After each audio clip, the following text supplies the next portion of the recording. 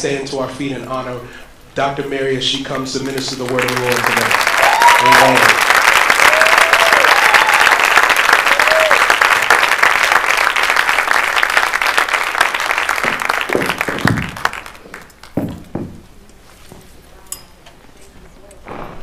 If you can't go to the mountain, bring the mountain to you, right? You may be seated. Thank you. Let's line it up. Let's just get it lined up on this way. That's good. All right, everything's perfect. Thank you. You did a good job. Thank you. Now, that's something like my mother would have done. Embarrass me. But I'm going to tell you about her, but not yet. When I think of Mother's Day, by the way, can you hear me? Yes. Okay. Something must be wrong with y'all's ears because I'm not hearing me as well as I thought I should. But when I think about Mother's Day, I always think about Moses' mama. I like Moses' mama. And I was looking at why do I like her in particular, and always think about her on Mother's Day. And I think it's probably because of all the biblical mothers that I've read about. I think she reminds me more of my mother than any of the other mothers. Now hold on a minute because I have to get my glasses. Okay. And on this day when we are doing what the Bible says about honoring our mothers, honor is a very important thing, and it's a multifaceted word. But honor your mother and your father, that your days may be long upon the land that the Lord has given to you. And God means what he says, and that's one of the 10 commandments. So we're to honor our mother and father.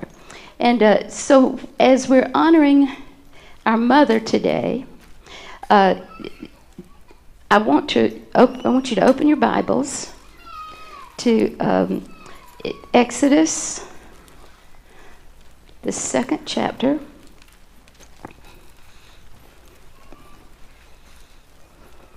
First of all, I want to tell you about the 1st chapter because this tells you where these Hebrews were. This tells you where Moses' mama lived. Starting with the 6th verse, I'm just going to read it to you. The children of Israel were all in captivity still from the time that Joseph and all his descendants and all that generation had died, of course. But the Israelites were fruitful, they multiplied greatly, and they became exceedingly numerous, so that the land was filled with them. Then a new king, did not know about Joseph. He came to power in Egypt. He didn't know how Joseph had saved them through the famine, nor any of those things. All he could see is a bunch of people that he was racist. Okay. Look, he said to the people, the Israelites have become much too numerous for us. Come, we must deal with them shrewdly, or they will become even more numerous, and if war breaks out, they'll join our enemies and fight against us and leave the country. So they put the slave masters over them to oppress them with forced labor.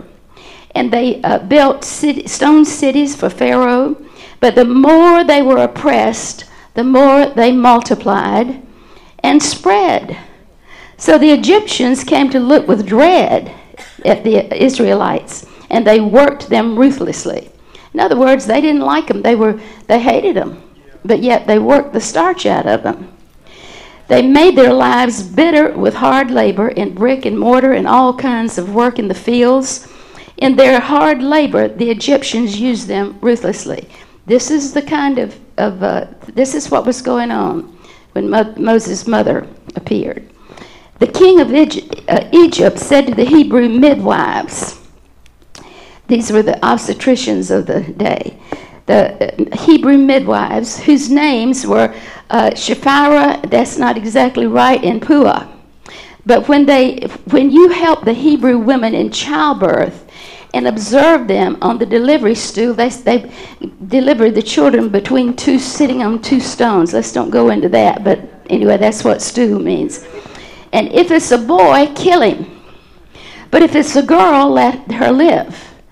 The midwives, however, feared God. The midwives feared God more than they feared the Pharaoh. We need to fear God.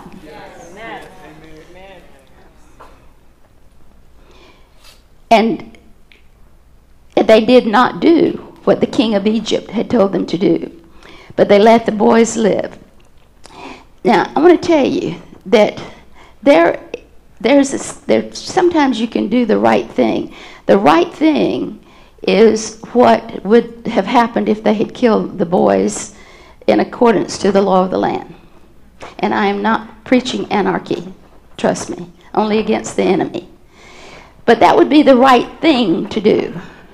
But sometimes you have to do what's right. And when you do what's right, that supersedes the law of doing the right thing. You'll hear that a little bit more as we go along. So they did what was right, and they let the boys live. Then Pharaoh gave this order. Let's see. The midwives answered Pharaoh when he said, why have you done this? Why have you let the boys live? And the midwives answered Pharaoh and said, Hebrew women are not like Egyptian women. They are vigorous, and they give birth before the midwife arrives. Now, if you get really hung up on, they told a lie. I think about my mama, and I used to say, Mama, that's not the truth. I used to say a lot of things. We'll get into that a little bit later, too. But Mother always did what was right. So these women did what was right, and they told what they told. And they may have been poking around to get there slow, I don't know, to make it the truth. But anyway, that's what they said. So God was kind to those midwives, and the people increased and became even more numerous. And because the midwives feared God, he gave them families of their own. Then Pharaoh, now sometimes in doing what's right, God will give you the very thing that you did right about. Now, you know, you can let that one, I don't hear any. Okay. Then Pharaoh gave this order to all the people. Every boy that is born, he took it out of their hands, so to speak, and made it the parents' and anybody's business. Every boy that is born, you have to throw him into the Nile. But let every girl live. Now let me tell you about the Nile. It had alligators or crocodiles in it. It had you get thrown into the Nile, and that was almost certain death. That was a surefire way to not make it to your next birthday, because there was a crocodile that had you had your name for his next meal. But the Nile was besides that, there were babies. There was no way if they were thrown into the Nile that they could live. Did you notice that he didn't say kill them? Be careful. Don't be seduced by what people don't say or the way they market it and sell it to you. Chapter 2. Now a man in the house of Levi and a Levite woman married, and she became pregnant and gave birth to a son. I love this. When she saw that he was a fine child. He was a fine child. Now, if you ask any mother or grandmother, especially grandmothers and grandfathers, if their grandchildren, is he cute? Oh, he's fine. He's fine. Ooh, he's fine. But she could see that he was a fine child. Now, I want to read you the definition of fine, because this is more than just he's so fine. I almost forgot who I was talking to. Okay, let's move. This is what this fine means. Of high quality, excellent, first class, first rate, great, exceptional, outstanding, quality, superior, splendid, magnificent, exquisite, choice, select, prime, supreme, superb, wonderful, superlative. That means it's better in its kind. It's better than any other. A1, top notch, blue chip. This was her fine child that she saw in the midst of everything that was going on. she knew that this child, there was something special about this child. Now, most mothers think that they've got a fine child and a special child. How many of you had mothers who thought you were special? Okay. Now, see, everybody doesn't hold up their hand because everybody doesn't know that yet. Now, don't let your mind go to what all your mother didn't do or did do. Just hang with me on this one. She hid him for 3 months. Remember what she was supposed to do? Throw him in the Nile, make sure he didn't make it. But instead, she hid him for 3 months. But when she could hide him no longer, she got a papyrus basket and coated it with tar and pitch. She made it waterproof for him. Then she placed the child in it and put it among the edges of the Nile, where the reeds were, things that kind of were a barrier. And she caught it in there so it wouldn't go down the Nile. And his sister, his older sister Miriam, stood at a distance to see what would happen to him. Now, that mother was very courageous. Very courageous. She didn't do the wise thing in the eyes of the world, but she was very courageous. Then Pharaoh's daughter went down to the Nile to bathe, and her attendants were walking along the riverbank. She saw the basket in the reeds and sent her slave girl to get it. She opened it and saw the baby, and he was crying, and she felt sorry for him. This is one of the Hebrew babies, she said. Then his sister, I love this. You know, let's just talk about this mama for a minute. This woman had so much courage. She knew how to protect that baby, and even in the place of death, she had protection over that baby. And not only that, but she taught her daughter to be courageous. She taught her daughter to be smart. Now, this was a girl. She was a girl. She was just a little girl. But she was watching over her little brother. That was her assignment from her mama. And I imagine that her mother would not have taken too kindly had she not been there. So I'm sure that she was there whenever she was supposed to be. And here she is, and the Pharaoh's daughter. Do you believe that that was an accident? Pharaoh's daughter comes along to take a bath. They discover the baby right on time. And the little girl comes forth and says, I know, let's see, she says, then his sister, Miriam, asked Pharaoh's daughter, how brave was that? Shall I go and get a Hebrew woman to nurse this baby for you? I could do that. I mean, she's already negotiating for his life and not in any fear about hers. And so, yes, go. Now, do you think that God had his hand on Pharaoh's daughter? See, this is my point. As we're talking about this, I want you to realize that whatever you think the circumstances are that got you to where you are right now, God has a plan for you. And God knew who your mama was going to be before you were a twinkle in your daddy's eye. Because he knew before the foundation of the earth. I'm convinced that God had everything ready and said go, but he started from the back looking forward to looking backwards and say, oh, this is so-and-so. Who would make a good parent for them to get him to this, and backed it up. So you weren't an accident. I don't care if you've been told you were an accident. Even if your mama got pregnant by rape, even incest, whatever it is, God had a plan for you. And you didn't get the wrong parent. What if they were drug addicts? What if they were workaholics? What if they weren't concerned about you? Well, God can use if he puts you in that place, then there's something positive that you can get out of that. When Pastor Samuel was saying that he believes that God wants to break depression, I think that if you'll start thinking about your parents differently and looking for the best things in them, no matter what they were like, the very best things in them, that God's going to supernaturally do something for you. And you'll quit going around in the same cycle and pattern that brings you down. It keeps bringing you down. Because the only person that's listening to you complain is the devil. All right. Now we're getting there, right? All right. So she said, go, and the girl went and got the baby's mother, who was Moses' mama.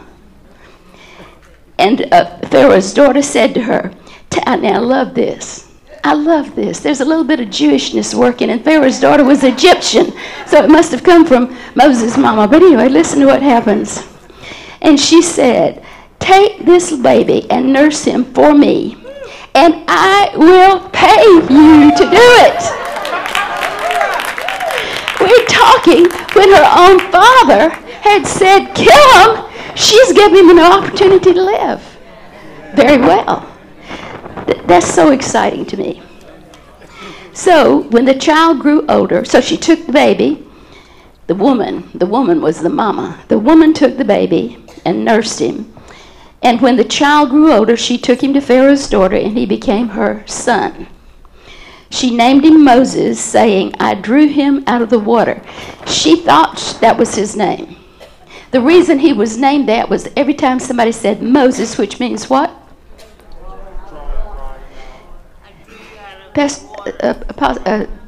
Elder Charles, you're going to have to probably do a little teaching more that, either hand or verbal response means that you're listening. Why over here did she name him Moses? The Bible tells you that's a hint. Because I keep hearing them more than y'all. I want to hear it. Oh, thank you. Yes, so that every time they said, hello, Moses, they were saying, hello, drawn out of the water. Hello, drawn out. Hello, drawn out. Prophesying forth what was to come. His whole purpose in life was to set his people free. Amen? So he drew them out.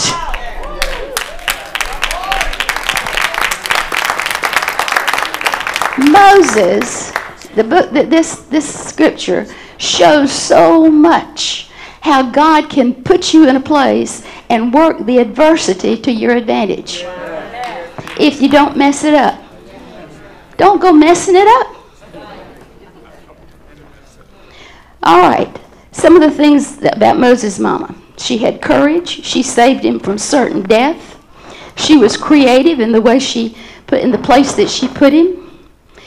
She took risks. She was protective. And when she saw an opportunity, she took it. Now, that reminds me of my mama. But when she saw an opportunity, she took it. She taught her daughter how to be all the things that she was. Courageous. She could cut a bargain. It was wonderful. And she presented solutions. The child presented a solution to her favor. She was not intimidated. She was not a victim, and she didn't give up.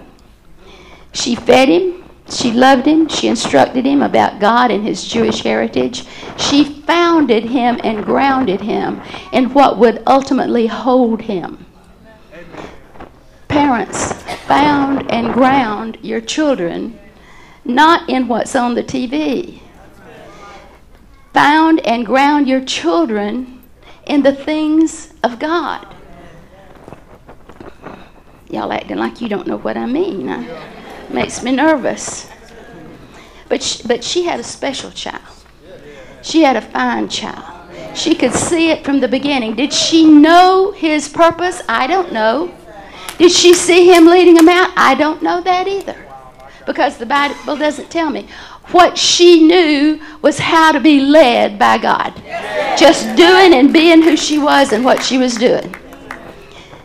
She was something else. She was a special mother with a special child.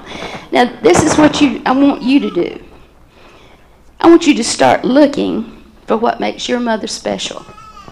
Now, this is an assignment. This isn't even for right now. But I'm going to believe that when I say it, that you're not going to be able to get it out of your mind.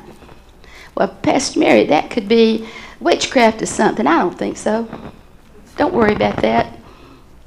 I'm believing that you're going to look to see what makes your mother special. Well, my mother is not living, neither is mine, but I still look and see some things that make her special. And what you see as ordinary or even aggravation, or it was so embarrassing, or things you wished would be different, if you'll truly let that go to the wayside and look to see the specialness of your mother. Look, first of all, to see what she always did, what was always common for her. And you're going to look to see it from the wrong side. Look at it from the other side. Because somebody did. Somebody else can see who your mother is. Okay. The things you don't like can be received as endearing whenever you look and see what makes her special. What makes her special to God? When you see it through those eyes, then you see that this was a gift of God to you and a plan for your life. Then this can change you. It can loosen you up. It can free you. But you're going to have to fight the temptation to go through all the negative to get there. Moses grew up. This was a slave woman, a special woman, who had a special son that set his people free. He was the deliverer of Israel. I got curious about this, and Pastor Buddy and I were talking about it, and Google settled it. More space is given to the life and teachings of Moses than any of the other Old Testament characters. Second, David comes in second, but it was Moses. In Psalm 103:7, I love this. He, meaning God, he made known his ways unto Moses, his acts to the children of Israel. You can see his acts, but when you know his ways, that's a personal, like that song we were singing about hearing his heartbeat. He made known his ways. Moses was his friend. He was a friend of God. The longest personal prophecy in the Bible was given to Moses. So he was a fine child, a special child. And we honor that mother today. Now, what does special mean? Better, greater, otherwise different from what is usual. That was my mama. She was special. She was different than what was usual. She was exceptional, unusual, uncommon, notable, noteworthy, remarkable, outstanding, unique. She was significant. She was, I don't know why it includes this, but it describes my mother. Special is also, can be festive and gala. That was my mother. Would you put my mother's picture on the overhead? I want to honor my mother today. And I've asked my children and my grandchildren to be here today, because only Wiles and Paul and Pastor Buddy have known her personally. But I wanted you to be here because there's so much of you, of her, in each one of you. And this is part of your heritage. So she was a very unusual woman. That's my mama and my daddy. And my mother had very long hair that she wore pinned up or twisted. And if you notice my daddy's haircut, he's right in style with some of it today. Notice those shaved. But they were very special to me and to many other people. They were married for 17 years, and all those years they looked for a baby that didn't come. And they weren't idle. And they were very proactive. Mama was very proactive. So it was during the Depression and they began to take in, especially a niece of mother's, to help raise her and send her to school and pay for whatever training that she wanted to get. And they also would loan money, and they expected it to be paid back to nephews and relatives and people to help them, as my daddy said, to help them have a better life. And so this was what they were doing all the time. And they donated some land to build a church called Wildwood. Their last name is Wiles. And that was one of the things I wanted to change. You were at the very end of every alphabetical line. Besides, a name like Wiles, I wanted it to be St. James or Alexander or something, you know, had some style to it or something. But it was Wiles. So when my son Kenneth got old enough, guess what? His middle name is Wiles, and so that's what he wanted to be called. Wiles, I've come to like your name and appreciate it. But Mother and Daddy were busy doing all these things, and they started a church. They didn't preach. They gave the land and did work, and at her funeral many years later, somebody was there. She had the older people get, the less people are at their funeral. And I've always thought there are not going to be very many people at my funeral. And I don't know if that's because I'm going to outlive everybody or what. But anyway, there were a lot of people at her funeral. And a lot of people, some of them that she hadn't seen for years, but they all wanted to tell me that Mother had made a difference in their lives. Amen. In various ways. So she made a difference in people's lives. The Mother was not highly educated. Quite often she didn't use very good grammar, which was always embarrassing to me. And I have repented, and I have apologized to her before she died, and but it did. Now I'm telling you this because I think if you can see that I've got ordinary parents that did some extraordinary things, that it will help you to look differently at your parents too. But anyway, 17 years after they were married, Mother, who was always busy doing something, was planting a garden, and she pulled something, and about 9 months and 30 minutes later, I was born. So we don't know. I know. I was born at exactly the right time. Exactly the right time. If I weren't born at the exact right time, I wouldn't be here doing this with you this morning. So sometimes when it looks like the clock is ticking, and I'm not just talking about having babies, but I'm talking about anything in your life, when it looks like everything else it should have already happened. If it's just keep moving towards God's goals.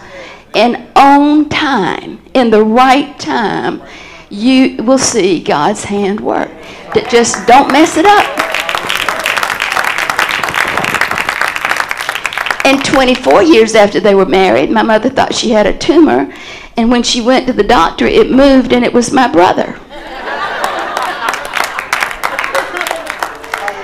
So I'm really what they considered to be a miracle.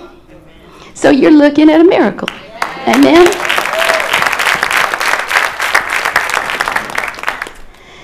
But Mother was different in a lot of ways. And she didn't have much education, but she was very smart. She could read a how-to book on how to put a car together and do it. She could make things work. And she would make them work. I don't care how old they were and how much I wanted to change them. She could make them work. And she would say, Mary, when something still has good in it, now listen to this. When something still has good in it, don't throw it away. Find a way to fix it and use it. Now, I thought she was talking about the toaster or the whatever she was fixing. She was talking about people. Her messages were almost always about people, but it looked practical. She would use the practical to give messages about people. Amazing. All those things I wanted to throw away. Nope. They still have good in them. Now, a lot of you are not thrown away because of my mother.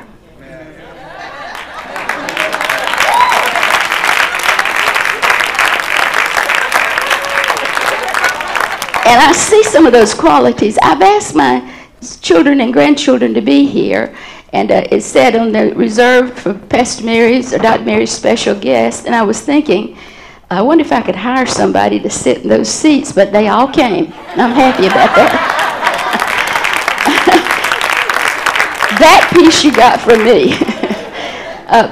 But anyway, I can see some of those things in my mother, in my children, and in you. She loved to cook. The woman could cook. I mean, she could cook. And you would have thought that she would have taught me that. Instead, I've learned now that I was the sous chef that did all the helping do the preparation, and the cleanup person. I was the cleanup crew.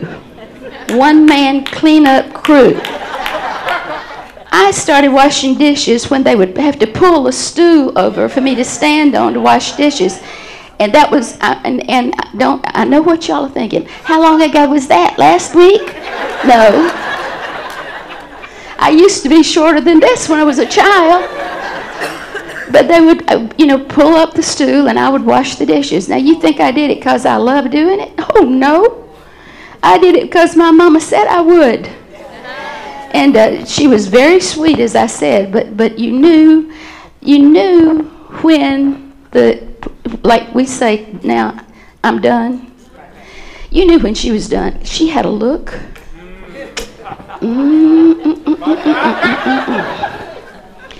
The only thing I can say is it was ugly. And you knew that if you didn't pay attention to that look, it was going to get uglier than that. And so she never had to yell a lot. She just had to look like, She had several looks. One was, you think you want to go there?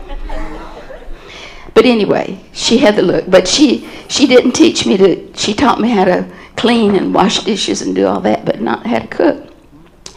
And so when Pastor Buddy, he loved my mama and she loved him. She really did love him. You knew you were special to Mama, didn't you? Yeah, and Paul, you knew you were special to Mama, didn't you? And Wiles, you knew you were special to Mother, didn't you? Absolutely.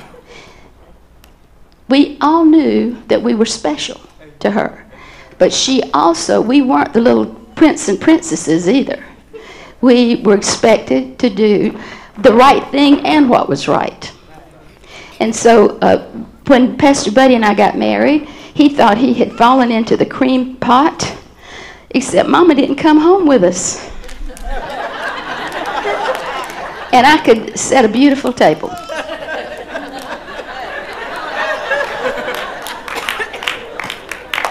That's what I could do, is set a beautiful table.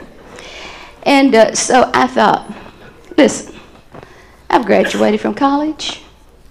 I can read, I can cook.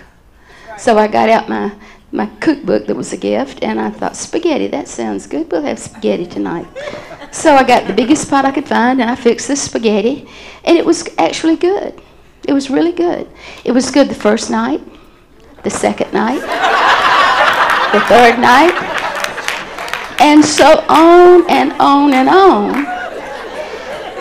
And this is all from the same batch, the same pot. So little Miss Smart, I've been to college, I can read, I can cook, went back and read it again, and it says party recipe for 45 people. So he had some interesting times, but she did not teach me how to cook, but his mother did. She felt sorry for him and me, and she taught me how to cook. But she was well known for it. And whatever she did in a big way. Not to make a big thing out of it, but a big way. She she would, actually, this would say it. Today is Mother's Day. Mother would already have fixed lunch that could feed all of y'all. And it would already be set up downstairs. And I would be saying, but Mother, it's Mother's Day. They want to be with their mother. They can bring their mother. But Mom, I don't want you to be disappointed, because after all, this is just not the way you do this. Listen, Mary, just tell the people they can bring anybody they want to, come and have lunch, and if they want to come, they will, and if they don't, they won't. And of course, not only would you come, but if this was my mother, you'd go out and you'd call home and say, y'all come on down here, they're serving lunch. But we got reservation, no, this is going to be better, come on. And that's the way it was. And around our house, I never knew how many people were going to show up for any given meal, but they always had enough food. So that was the way she was. She loved fishing. She was a real fisherwoman. My mother and I were so different. We just were not alike. And because we were so different, Pastor Buddy has helped me see later in life that she thought I was a special child. I was different. But she recognized my differences and my specialty, and she really didn't try to force hers on me. And the one reason she didn't try to force fishing on me was because when we were dating, Pastor Buddy wanted to go fishing with her, and she knew where the fish were. She understood tides, depth, fish, all that stuff. And you can tell how much I like that by the wrinkling of my nose to this day. And so I got ready. I mean, he's come over to Brunswick to visit us, and so I got early, and I put on my cute clothes and a lot of perfume and my lipstick and the whole works. I'm ready. Y'all ready to go fishing? Okay. And so we're going to fish off of a bridge that day, and the tide was really coming kind of fast. And after I'm talking and the mosquitoes are wherever I am because they love that perfume, and I'm trying to do this, and Mother said, honey, I want you to go practice. Now, what I want you to do is go across the bridge right there and just hold your rod, and we're going to give you a rod so you can have a real thing to practice on. And you just hold it and then loosen up a little bit, and then cast like that. And so that's what I did. I went with my real rod and my cute self and my perfume, and the mosquitoes all followed me over there, freed them up. Smart. She was so smart. And I loosened up and I cast out, and I cast the whole deal way out yonder. And it was coming fast. Mother organized the troops real fast. She said, Buddy, you get on that end, I'll get on this end. We'll catch this thing. And they did. And Mother suggested I go back to the car and read a book. And I said, but you want me to turn it on? She said, no, just roll up the windows. The heat won't be as bad as those mosquitoes. So that was my mother. But she was not an ordinary person. She was the one that people called if they needed something. She was the one that they called if they needed a fundraiser or needed help to help somebody. And she was always doing those things. I'm trying to rush right along here. My mother was really good at embarrassing me. And one reason was because in some areas I was easily embarrassed by my mother, because I expected her to embarrass me. But this is one of her things. One day, this boy drove up to our house and blew the horn. And I said, okay, there's whoever it was. I'll see you later. She said, no, you will not. Do not put a foot out that door. And I said, but Mother, she said, you will not go when somebody comes up and blows the horn for you. Don't you put a foot outside this door, but I am. And she closed the door. And she went right out to that car, and she said, did you want something? He said, I'm just here to pick up Mary. She said, wrong house.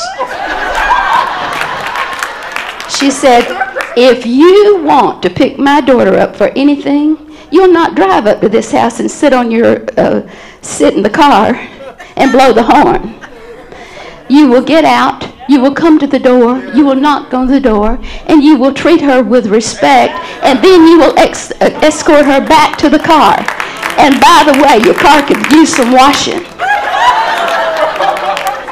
I'm in there dying. Oh my word, I can't believe she did that. And he loved her. He apologized to her. He apologized to me. He brought her flowers. He loved her. And long after that was over, he would come to see her. And people did come to see her.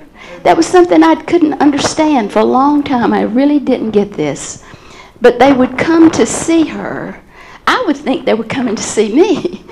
And I had a lot of company, but a lot of times it was, is your mama home? Could I see your mother? Could I talk to your mother? So I think, I don't know why they want to talk to mother, but anyway, if she was baking a cake, they'd go in the kitchen and they'd be troubled, and they'd go in and they'd fix that cake, and by the time they came out, they went home humming and happy. Sometimes she'd just sit and listen to them, but whatever it was she said or did, and mother was not given to the profound, wise statements that I recognized. Daddy, I recognized those. I didn't recognize those with my mother. But there was some reason that they just, men, women, young, old, they just liked to be around my mother. And when I was looking, let me tell you, some of the things that I've realized about my mother have been things that when I started looking at the positive side that I've seen even recently. But one of the things about mother was she made everybody feel special in their own bent. They didn't have to be like her. They didn't have to be certain ways, but they were special in the way they were. And she would support that. She gave opportunities for that. But they came because she made them have hope. They saw something special. They saw in themselves something that they hadn't seen before. And I know my mother was very unselfish. She was good about giving opportunities to people. And she knew that she would make sure that I went to the country to visit relatives, or that I went to see an aunt who was multimillionaire. And both of those places, I got comfortable in both of those places. I didn't realize at the time that my mother was giving me an opportunity to get comfortable with wherever, with whoever I'm with. And at this time, in different countries, we've had times whenever we would minister to presidents, to officials, we're comfortable. We have confidence because my mother made sure that I got over all that kind of stuff by giving me opportunities to do it. Some of the things with you that you felt like you had a lack about, you were having an opportunity for your future. And so mother was unselfish in that she would let me spend summers, and she would let me go even at Christmas time, because she wanted me to have an opportunity to gain everything that I could. When I was very small, she persuaded the music professor at the college. It was Teachers College then. These days it's Georgia State University. Georgia Southern. Sorry, State is here. Southern is in Statesboro. And they didn't take children. They took college students that were music majors and me. So when they had they had concerts, they had the music majors and me. And because she knew it was a passion, and she knew that it did something for me. So she gave opportunity, and that was the way she was for a lot of things. She gave opportunity to people to either display their gifts or to develop them. Now, I'm going to move right along and tell you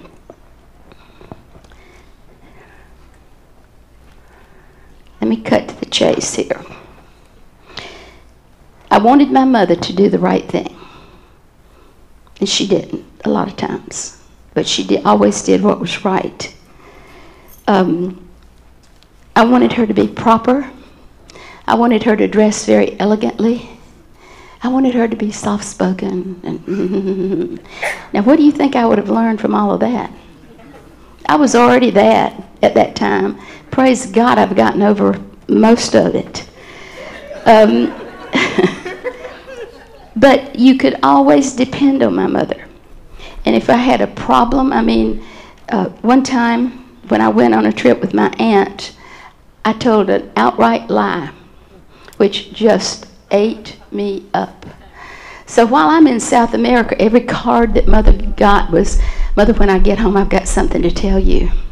Mother, when I get home, I've done something bad. I want to tell you about it. And it just ate me up. Can you imagine what that probably did to my mother? Not knowing what was happening. So the first thing when I got home, Mom, I got to talk to you. So I told her what I did. I had lied to Aunt Ethel. blatant lie. I had tried to do it on the sneak and not lie, but she asked me and I lied. And so I don't know what my mother did, but after I told Mother about it, now you're thinking that she prayed with me. No, she didn't. I don't know what she did, but whatever it was, I got rid of it. And later I told, that's probably was part of the deal, I told Aunt Ethel, and she didn't kill me either. Let me tell you, let me end this way. I'm going to tell you some things I learned from my mother, but I want to tell you one other thing. My mother had more courage than anybody I know. I was not going to cry with this. She had cancer. That we believed in Jesus, and we prayed that God would heal her, but we didn't know the things that we know today. And Mother had a great sense of humor. And but when she was so sick in the hospital and had taking pain medicine, she said things. I mean, you could look at her and you could tell she's not even. This is not Mama. And she would say things using bad words and words that I didn't like to hear, and words that I didn't hear from her. You could ask her how something tastes, and you'd be shocked at how it tastes sometimes. But I just acted like it didn't even happen, because I knew that that's not Mama. So she got better. I went home, and when I went back the next time, she said, "Mary, when I was in the hospital, did I say anything?" And I said, "Like what, Mother?" And she said, I knew what she was talking about, but there was no point in embarrassing her. And so I said, "Like what?" And she said, anything funny?" I said, "No, you didn't say anything funny." She knew that she had said something, but she didn't know what it was. But somehow she knew. And from that day on, until the day she died, she would not take pain medicine. Courage. Courage. That was my mama. That's your grandmother. Now, these are the things, and I'm ending with this. This is the list like I want you to make. These are the things that I've learned from my remarkable mother, and I could go on and on. Once you get started, it'll come easier. When there's a choice between doing the right thing or doing what is right, choose doing what is right. The second thing, people are more important than your preferences or your comfort. See their specialness. Be nice. Be kind, Mary. Be nice. People are special. Treat them that way. When you have an opportunity for life, take it. When you have a decision to be made, make it. Life is easier when you can laugh at yourself. Respect yourself and others. See, it sounds like a list when I'm saying it, but I've given you an example about the respecting. She could help you learn all these things, whether you wanted to or not. But I'm glad that you could learn them whether you knew you were or not. If you work at it, you can make things work. Now, see, she was talking practical, I thought, and I'm thinking, even as I'm reading it now, with people. If you work at it, you can make things work. Don't throw away good things. Don't throw away things that still have good in them. Fix them, use them. And then there's a hidden beauty in a lot of things. You first have to find a way to uncover it. And one of the ways that, I mean, she would use accidents to uncover things. She made pottery, and she had her own kiln and all of that. And one night she was, it's called greenware. This is before you bake it, so it's still pliable. And she had it at her work table, and she knocked over some baking soda. I have no idea what the baking soda was for, but she knocked it over, and when it hit that greenware, it just bubbled up in rough bubbles and went pop, pop, pop, pop, pop. And I said, "Oh, Mom, I am so sorry. You've ruined it. I'm so sorry." And she said, she did her glasses like this, and she looked at it, and she turned it this way and that way. I said, "What are you doing?" She said, "I like it." And she developed a process that they still use today to make that an artistic design. Accidents. She could find the beauty in accidents. You need to find the beauty in some of the accidents in your lives. When you feel weak and you need to be strong, be strong. And